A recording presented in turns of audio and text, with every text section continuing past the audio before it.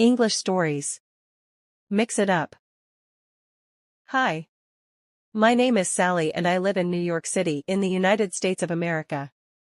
It's a chilly, cloudy fall day, and the rain is turning into an icy, snowy mixture. I am bored. Last week the weather was beautiful when I had to go to school, but it gets dark early now so I cannot play outside.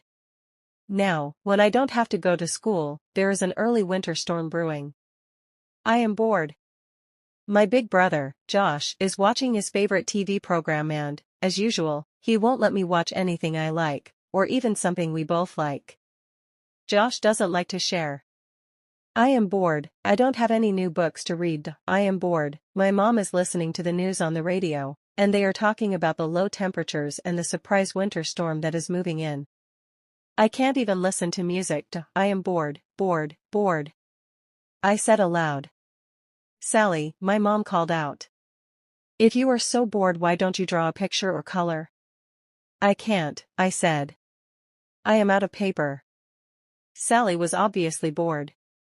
She moped around the apartment for a while, tried to find something to do, but there just wasn't anything that interested her. She walked slowly to the window, pressed her nose against the cold glass, and watched the big snowflakes fall from the sky. She looked down and saw that they were already starting to cover the street and sidewalk. Oh, what a terrible day. I am so bored, she said with a sigh. She stayed close to the window and watched some birds land on the telephone wires below her apartment. They look bored too, she said to herself. She watched the cars go up and down the street as they left their tire tracks in the pure, white snow. Across the street, a dog slipped on an icy spot as it chased a cat. She thought she saw the cat turn around and smile, or maybe laugh at the dog as it tried to stop spinning in circles. She giggled as the dog started running but couldn't go anywhere. Its legs were moving, but on the ice, its feet just kept on sliding over the same spot. Josh, you have to see this, she called out. But there was no reply. The snow was coming down faster and faster. Soon it was really deep. She saw people with shovels trying to clean the sidewalk or an area next to the street so they could park their car. Some people were walking with open umbrellas that looked like they were made of thick, white cotton candy. She licked her lips as she imagined how good a cotton candy umbrella would taste. Again, she saw the cat and dog slipping and sliding on the slippery sidewalk. She thought for a second and tried to say slipping and sliding on the slippery sidewalk 3 times very fast without making a mistake. Wow. That is hard, she thought to herself. Farther up the street, she saw a man with 2 little boys starting to roll little balls of snow into big ones. What are they doing? She mumbled to herself. She watched them for several more minutes as they stacked the balls of snow on top of one another. She pressed her nose against the window for a closer look. A snowman, she shrieked with joy. They are building a snowman.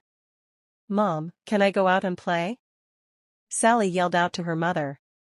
Dress warm, her mother replied. Be sure to stay close and come in before dark. In under a minute, Sally was outside playing with her friends and having a lot of fun. Oh. She wasn't bored anymore either. The afternoon passed, and Sally's mother knew she would be coming in soon. She also knew that she would probably be chilly and would appreciate a hot cup of cocoa. Her mother thought for a second as she looked out the window to check on Sally. All of a sudden, Josh heard his mother laughing. Josh, you have to come and see this, she chuckled. He did, and they both laughed at the dog chasing the cat and sliding on the slippery sidewalk.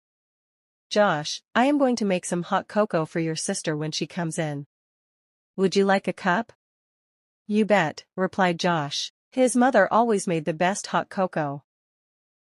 Now let me see. Which special recipe should I use for my pick and sip hot cocoa recipes? Their mother thought as she looked over their favorites.